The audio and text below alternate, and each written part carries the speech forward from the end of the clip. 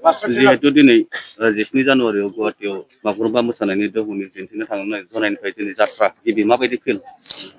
खोथायाथ' जाहैबाय जों गोजोननाय मोनदों। बर' जाथिनि जा बागुरुम्बाखौ जोंनि मुलुग दरबाराव जे दिन्थिनो खाबु मोनदों बा बर'नि हारिमुवारि मोनसे गोजौ लेभेलाव जे आवगायलांनो थांगासिनो दङ बेखौ जों गोजोननाय मोनदों। बे प्रग्रामखौ खालामनो मोननाया जोंनि खाफाल गोनांसो होननानै बुंगोन।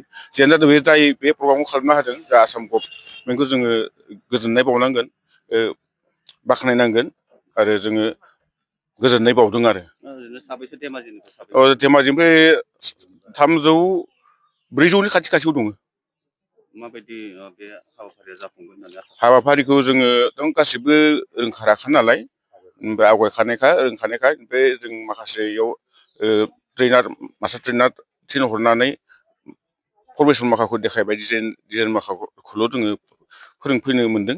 जायखिजाया बाद बाखिफोरा रोंखादों, मोजां जागोन होननानै जों फोथायनो हायो। मोसागिरिया गासै बेसेबांसो जागोन आरो दामगिरिया बेसेबांसो जागोन? ओरैनोथ' 10,000नि खोथा बुंबाय थादों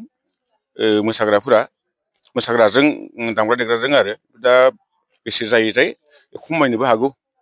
जिहेतु आसामनि जायनोखि बुङो आसामिसफोरा 12,000 मोसालांबाय, नाथाय बर'फोरखौ 10,000ल' मोसानो नागिरदों। बे समाव माबाफोर दुखु थागोन नामा? बेयावथ' जोंहा दुखु थानांगौ होनना खोथा गैया। थारमाने एसामिसना एसामिसखा, जोंना बर'निया बर'खा, आलादायानो बेलेगखा। जोंना बागुरुम्बा मोसानाय, बिसिना बिहु मोसानाय बा सोरनिबा झुमुर मोसानाय, सोरनिबा बेलेग मोसानाय जानो हागौ।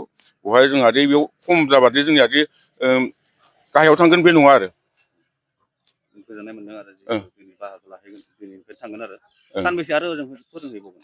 ओरैहाय दिनै गाबोननिफ्राय 17 तारिखआव जागोन नालाय, जानुवारि 17 तारिखआव जागोन नालाय, ओमफ्राय 15सिम प्रेक्टिस जाबावगोन।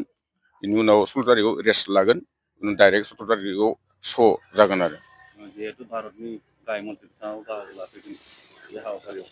बेनोथ' गोजोनथाव। दा भारतनि जे प्रधान मन्त्रि जोंहा नरेन्द्र मदि सारआ फैगोन, नुलांगोन, नायफैगोन, बेनि थाखाय जोंनि थाखाय बर' जाथिनि गोजोनथाव रादाब होननानै जों बुंनो नाजायो आरो।